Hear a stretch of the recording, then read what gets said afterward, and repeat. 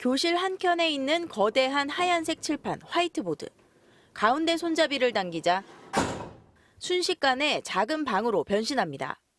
학교에서 총격이 벌어질 것을 대비해 설치한 세이프룸, 일명 방탄 대피소입니다.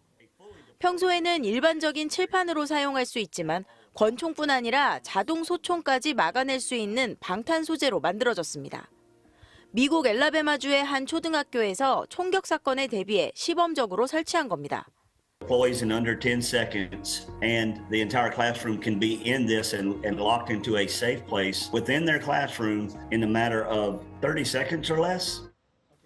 지난해 5월 텍사스주 유벨디 롭 초등학교에서 총격으로 초등학생 19명 등 21명이 희생된 사건을 비롯해 학교 총격 사건이 끊이지 않으면서 학부모들의 불안감은 더욱 커지고 있습니다. 방탄 소재로 만든 책가방도 학부모들 사이에서 인기가 나날이 높아지고 있습니다. 그래서 방탄 책가방의 성능을 시험하는 리뷰도 많습니다. Through there, and stop there. 교실 창문에 방탄 필름을 붙이기도 하고 창문을 천으로 가린 뒤 불을 끈 채 가만히 있는 총격 대비 모의 훈련을 받는 학교도 나오고 있습니다.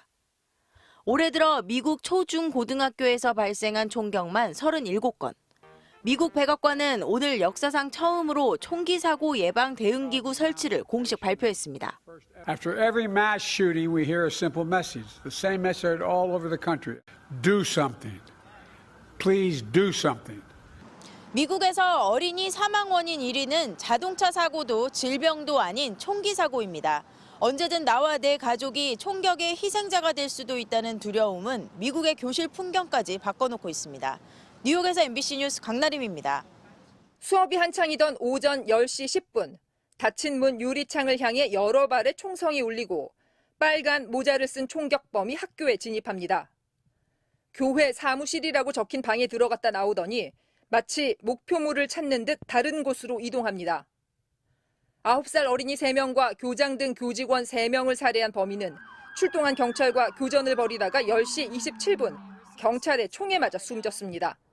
학교에 진입한 지 17분 만이었습니다. Officers immediately responded. A team of 5 immediately went in the school, went to where gunshots were being heard and engaged the suspect. 총격범은 28살 여성 오드리 헤일. 스스로를 남성이라고 여기는 트랜스젠더로 이 학교 출신이었습니다.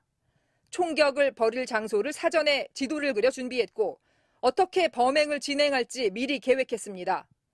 권총뿐 아니라 반자동 소총 등 2개의 공격용 무기로 무장했는데 적어도 2정은 합법적으로 구매한 무기였습니다. Even in a remarkably fast response, there was not enough time. And those guns stole precious lives from us today. 범행 동기와 관련해서는 아직 뚜렷하게 밝혀진 것은 없습니다. 현지 언론들은 총격범이 장로교회가 운영하는 학교에 대해 분노를 갖고 있었다고 보도하고 있습니다. 작년 텍사스 유벨디에서 19명의 어린이가 희생된 참사에 이어 또다시 벌어진 초등학교 총기 사고에 미국 사회는 충격에 빠졌습니다. How are our children still dying and why are we failing them? Gun violence is the #1 killer of children and teens. It has overtaken cars.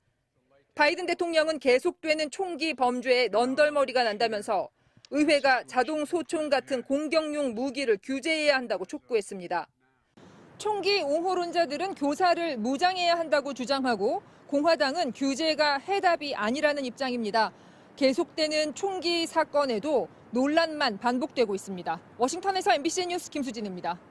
지난 5월 미국 텍사스주 유벨디의 초등학교. 학교 건물에서 들리는 총소리에 경찰관이 안으로 뛰어들어갑니다.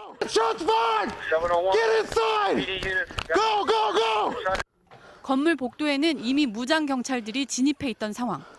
오전 11시 37분 또 한 번의 총소리가 울리고 경찰관은 동료들에게 상황을 공유합니다. He's contained. He believe he's barricaded in one of the offices. 총기 난사가 벌어진 장소를 교실이 아닌 사무실로 잘못 전달한 건데 이후 경찰관들에게는 처음 보였던 위급한 분위기가 사라집니다. 경찰이 진입한 지 25분이 지난 11시 58분.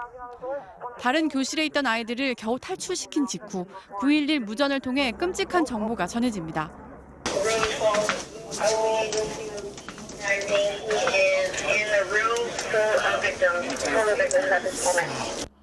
살아있을지 모를 피해자를 구해야 할 절박한 순간이라는 게 전달됐지만 경찰관들은 이 정보를 접하고도 6분 동안 아무런 대응을 하지 않았습니다. 12시 21분, 또다시 여러 발의 총성이 울리자 현장에 있던 경찰서장은 총기 난사범을 향해 정중하게 대화를 시도합니다.